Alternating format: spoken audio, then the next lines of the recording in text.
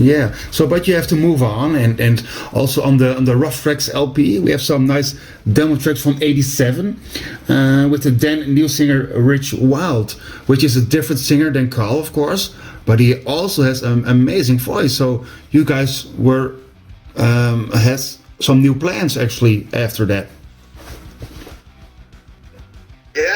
We had to go audition singers. Yeah, you have to go on again. Yeah. And we auditioned a lot of singers again to get rich. And we had met a guy that was a great singer, and we wanted him in the band. And I forget what the guy's name was. He worked at like his car stereo place. They installed car stereos, and so.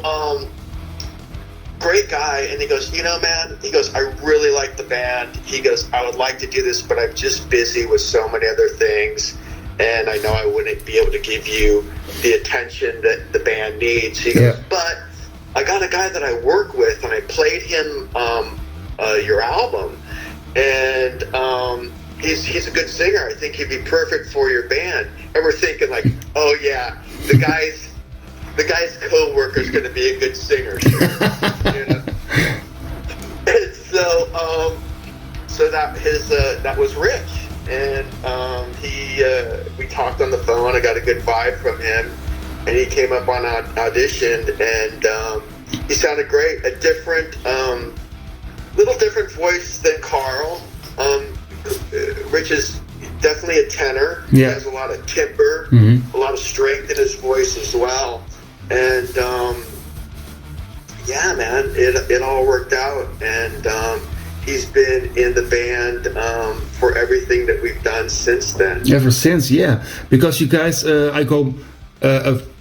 take a large step now to the present day, because you're finally released a full-length album. Was it in 2016 or so? 2006. Oh, 2006. I'm sorry. Yeah. So 2006. Finally, you have, after all those years, a full-length record. Yeah, I know. It took a while, man. When Rich got in the band, we played some shows, and we did demoed those songs, 4 songs that we did in '87, and then we were talking to some labels, and things just didn't really work out, and thrash metal was full steam ahead here in the Bay Area. Yeah. And we were still playing our style of heavy metal, and I think that was harder to get a deal. People really expected thrash metal bands to come out of the Bay Area, and so maybe it was some stuff on us as well, like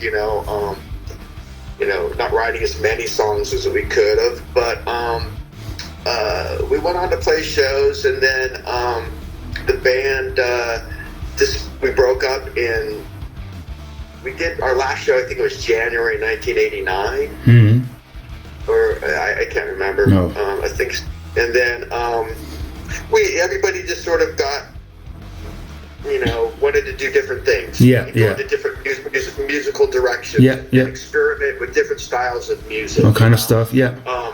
And so that's what happened. We all disbanded on good terms, and we all went our separate ways. And so the band didn't do anything for 14 years. Yeah, that's a long time. Bang Your Head Festival invited us to play in Germany in 2004, and we had gotten a few kind of offers a little bit before then, but nothing was lucrative, and that's such a great festival. Yeah. And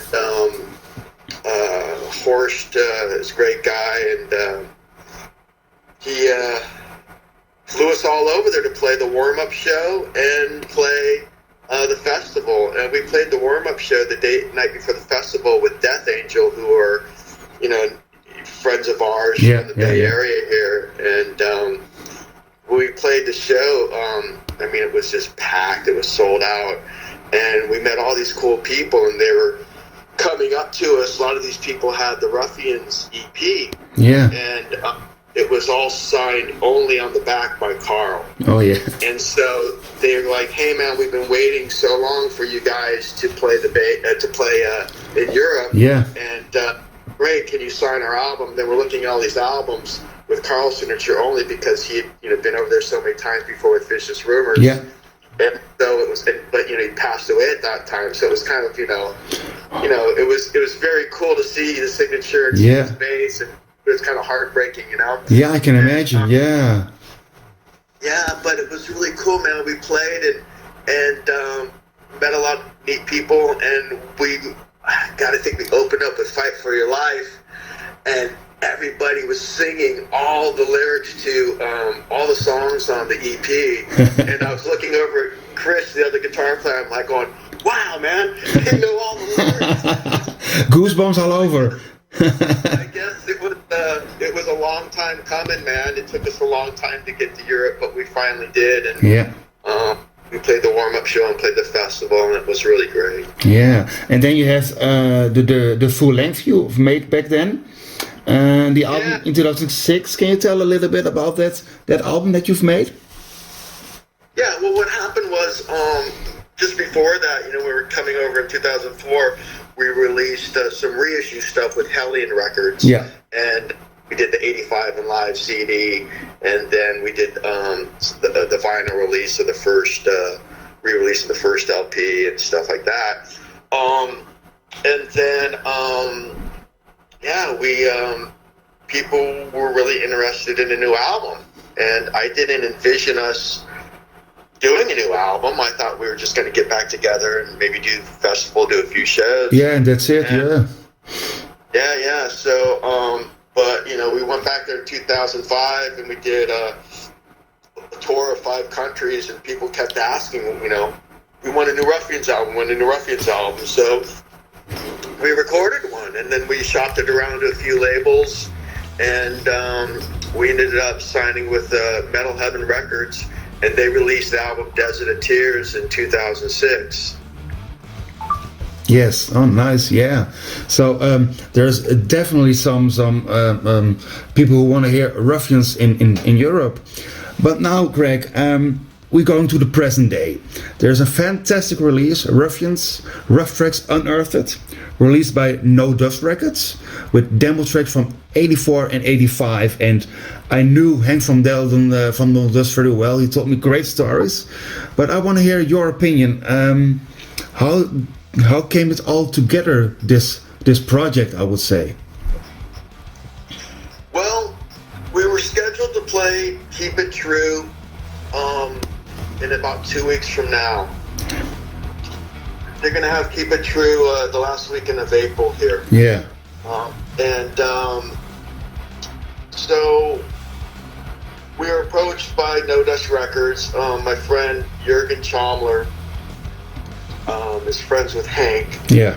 And Jürgen takes care of a lot of business for us in Europe. And him and Hank are friends. And then he explained that Hank wanted to do this and put me in touch with him. Yeah. And I had met Hank before, and I know that he puts out quality stuff. Yeah, he does. So we worked together to do this. Ideally, the release was going to come out in conjunction, with this Keep It True festival, but unfortunately we had to cancel because our singer Rich is having back surgery, and he was going to have his surgery earlier, but the surgery got pushed out. The medical system here in the States is a challenge, and so he was not going to recover in time. So unfortunately, we had to cancel the festival, which was really a bummer. We were really bummed about that. So the release was sort of going to be in conjunction with us playing Keep It True. When I explained to Hank that we weren't going to play the festival, he said, "Hey man, let's do this anyway. I really want to put this out."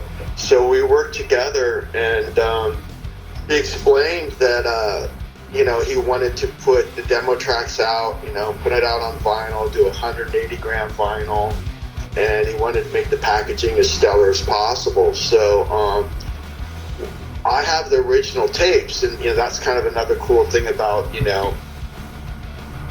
putting out stuff yourself, you keep all these things. Yeah. So we went and we took the tapes and we we baked them and sort of got them refurbished, and then we took all the original tapes and then we downloaded them to Pro Tools, and then we remastered them a little bit just to make them sound a little bit better. Yeah. And so and Mark DeVito, who does all the artwork for Ruffians, did the layout, and it includes a 4-page insert with some cool photos. Like I mentioned, it's 180 gram red vinyl. Yeah. And it even comes with a sticker. and I have also a plectrum. You see it, this one here? Oh yeah? Yeah, there it is. Yeah, it came out cool, man. That's the actual, on the cover, that's the actual tape from the first album, from some of the tracks from the first EP. Oh, nice. Yeah, so that fits very well. Yeah. So I think the vinyl sells very well. I came to the last question maybe already. What will the future hold for Ruffians? Because with this music now we can hear, we definitely want to hear that live actually, or is the band still alive, or? Well, we'll see. Us with the invitation to play Keep It True, unfortunately we had to cancel. But being invited and having this release come out, it's definitely sparked something with the band. Yeah. And we've been talking, and we would like to play some shows, and so there's a good chance that that's going to happen. And I think everybody will probably find out soon enough. Mm-hmm.